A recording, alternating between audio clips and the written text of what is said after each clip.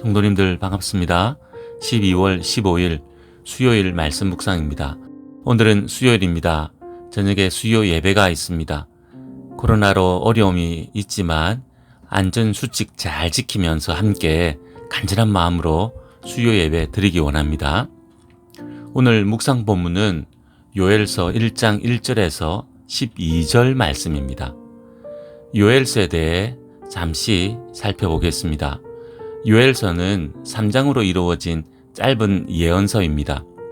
요엘이란 이름은 여호와는 하나님이시다 라는 뜻을 가지고 있습니다. 요엘서는 하나님의 주권적 심판, 거룩하심, 자비에 대해 말씀하고 있습니다. 특별히 심판과 구원의 의미를 함께 포함하고 있는 여호와의 날에 관한 예언의 말씀이 선포되고 있습니다. 요엘서의 기록 연대에 관하여는 다양한 주장이 제기되고 있습니다. 기원전 800년대 남유다 왕 요아스 통치 시대에 기록되었을 것으로 주장하는 학자들도 있고요. 기원전 400년대 포로기 이후에 기록되었을 것으로 주장하는 학자들도 있습니다. 남유다 왕 요아스 시대에 기록되어졌다면 주로 남유다를 향해 말씀이 선포되었을 것이고, 포로기 이후에 기록된 것이라면 포로 귀환한 이스라엘을 향하여 말씀이 선포되었을 것입니다. 하지만 기록 연대를 특정하지 않아도 본문의 의미를 이해하는데 크게 문제가 되지 않기에 기록 연대를 특정하지 않고 열어두고 우리가 함께 말씀을 묵상해도 크게 문제되지 않을 것 같습니다. 그러면 본문을 통해 함께 요엘서를 묵상하기 원합니다. 먼저 본문 1절에서는 이 예언이 누구에게 주어졌으며 이 예언이 누구의 말씀인지를 밝히고 있습니다. 버두엘의 아들 요엘에게 임한 여호와의 말씀이라고 선포합니다. 요엘이 받은 이 예언의 말씀은 하나님의 말씀임을 분명하게 밝히고 있습니다. 하지만 버두엘이 누구인지, 그의 아들 요엘이 어떤 인물인지에 관하여는 자세히 알 수 없습니다. 이어서 본문 2절에서 4절 말씀입니다. 늙은 자들은 듣고 땅의 모든 주민들은 귀를 기울이라 합니다. 이전에도 지금도 보지 못한 일이 있을 것이라 합니다. 그래서 이 일을 자녀들에게 말하고 대대로 전하라고 합니다. 무슨 일입니까? 본문 4절 말씀입니다. 팥중이가 남긴 것을 메뚜기가 먹고, 메뚜기가 남긴 것을 너치가 먹고, 너치가 남긴 것을 황충이 먹었도다. 하나님의 대재앙을 선포합니다. 흔히 말하는 메뚜기 때 재앙의 말씀입니다. 하나님의 심판이 경고되고 있습니다. 이 심판은 문자 그대로 메뚜기 때 재앙일 수도 있고, 메뚜기 때처럼 이스라엘을 삼킬 이방의 침략일 수도 있습니다. 하지만 분명한 것은 철저하게 이루어진다는 것입니다. 팥중이와 메뚜기, 너치와 황충이 연이어 나오면서 그 남은 것을 모조리 먹는다 합니다. 만약 밭의 작물에 들이닥친 것이라면 반복해서 휩쓸고 가는 것을 말하고 있기에 그 밭엔 아무것도 남지 않았을 것입니다. 이 메뚜기 떼가 이방의 침략이라면 반복하여 들이닥친 침략으로 이스라엘이 완전히 무너질 것을 말씀하는 것입니다. 이처럼 철저한 심판을 경고하고 있습니다. 계속해서 본문 5절에서 7절 말씀입니다. 술 취한 자들에게 깨어 울라고 합니다. 그들이 즐겼던 모든 것이 끊어졌기 때문입니다. 메뚜기 때 재앙으로 모든 것이 사라졌습니다. 술 마시며 누렸던 모든 풍요로움이 순식간에 빈곤으로 바뀔 것이기 때문에 울어야 합니다. 이어서 본문 8절에서 10절 말씀입니다. 일반 백성들을 향해 말씀합니다. 남편을 잃은 여인처럼 굵은 배로 동이고 슬피 울라 합니다. 밭이 황무하고 토지가 말라 먹을 곡식이 없고 포도주와 기름이 떨어졌기 때문입니다. 이런 황폐함으로 여호와의 성전에 드릴 소제와 전제도 끊어지게 될 것이라 합니다. 이로 인해 제사장들이 슬퍼합니다. 마지막으로 본문 11절에서 12절 말씀입니다. 농부들과 포도원을 가꾸는 자들을 향해 부끄러워하며 울라고 합니다.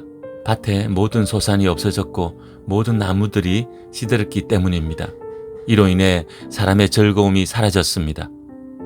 본문 5절에서 12절 말씀은 메뚜기 떼 재앙으로 인하여 초래될 비참한 상황을 구체적으로 보여주고 있습니다. 결국 하나님의 심판으로 인하여 겪게 될 참담한 모습들을 말씀하고 있는 것입니다. 오늘 본문을 통해 우리가 기억해야 할 것은 무엇입니까? 하나님은 그의 백성들을 향해 심판을 선포하신다는 것입니다. 무조건 선포하시는 것이 아니라 하나님을 떠나 불순종하며 살아갈 때 심판을 선포하십니다. 하나님의 심판은 불순종하는 모든 이들에게 임하는 심판입니다.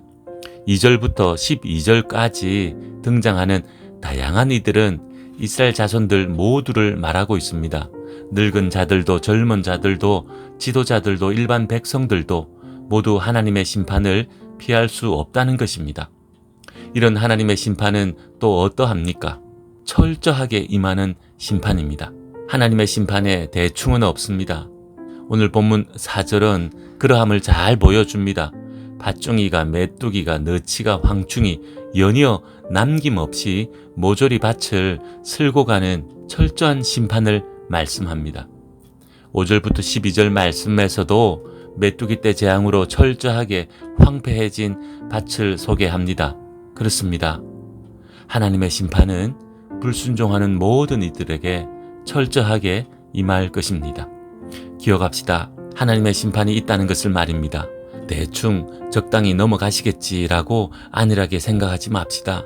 우리가 끝내 불순종하며 산다면 하나님의 심판을 피할 수 없을 것입니다. 그리고 그 심판은 철저하게 임할 것입니다. 그리고 오늘 본문을 통해 또 기억해야 할 것은 심판하시는 하나님을 전해야 한다는 것입니다. 오늘 본문 2절, 3절은 하나님의 심판을 듣고 전하라고 말씀합니다. 모든 이들에게, 자녀들과 후손들에게 전하라 합니다. 우리는 일반적으로 하나님의 사랑과 그리스도의 복음을 전해야 한다고 알고 있습니다. 100번 맞는 말씀입니다. 그렇게 구원을 선포해야 합니다. 하지만 하나님의 구원과 하나님의 심판은 동전의 양면처럼 같은 것임을 알아야 합니다. 우리가 전해야 할 하나님의 사랑과 그리스도의 복음은 구원을 주는 복된 소식이지만 동시에 그것을 거부할 때 하나님의 심판을 피할 길 없는 심판의 소식이기도 합니다. 오늘 그 하나님의 은혜를 거부하고 불순종하는 자들에게 심판이 선포되고 있는 것입니다. 이런 하나님의 심판의 말씀 앞에 애통함으로 서 있는지 우리의 모습 돌아보기 원합니다. 그리고 애통함으로 전하고 있는지 돌아봅시다. 사람들은 하나님의 심판의 말씀을 좋아하지 않습니다. 그래서 이런 부정적이고 겁주는 것 같은 말씀을 전하면 역효과만 난다고 말합니다. 사랑, 은혜, 자비, 용서의 말씀을 전해도 그 말씀을 받을까 말까인데 이런 심판의 말씀을 누가 받아들이냐는 것입니다. 맞습니다. 이 시대의 모습입니다. 그리스도인인 우리의 모습이기도 합니다. 하지만 우리는 기억해야 합니다. 불순종엔 하나님의 심판뿐이라는 것을 말입니다. 그리스도의 복음을 거부하면 하나님의 심판뿐이라는 것을 말입니다. 그러니 하나님의 심판의 말씀을 외면하거나 전하는 사명을 소홀히 하지 맙시다. 물론 일부러 심판의 말씀을 앞세워 겁주는 것은 옳지 않습니다. 이단들이나 사이비 집단에서 흔히 하는 행태입니다. 하지만 성경에서 끊임없이 하시는 하나님의 심판의 말씀을 외면하는 것은 더 큰 문제임을 기억하고 우리가 먼저 달게 듣고 애통함으로 전하기 원합니다. 그렇게 할 때 성령님께서 역사하셔서 많은 영혼들을 구원의 자리로 인도하실 것입니다. 기도하겠습니다. 하나님 아버지, 요엘서 말씀을 묵상합니다. 영안을 열어주셔서 말씀을 깨닫게 하시고 순종으로 나아가게 하옵소서. 불순종하는 자들에겐 하나님의 심판뿐임을 두려운 마음으로 알게 하셨사오니 돌이키게 하시고 이 분명한 하나님의 뜻을 전하게 하옵소서. 하나님의 뜻 전할 때 많은 이들 하나님께로 돌아오게 하옵소서. 예수님의 이름으로 기도하옵나이다. 아멘. 오늘은 드림교회를 위해 기도하는 날입니다. 하나님의 말씀이, 복음의 말씀이 힘있게 선포되는 교회 되기 원합니다.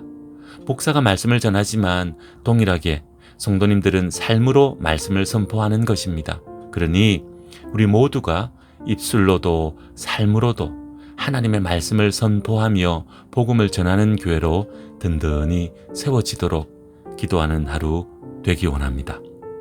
오늘도 믿음으로 승리하십시오.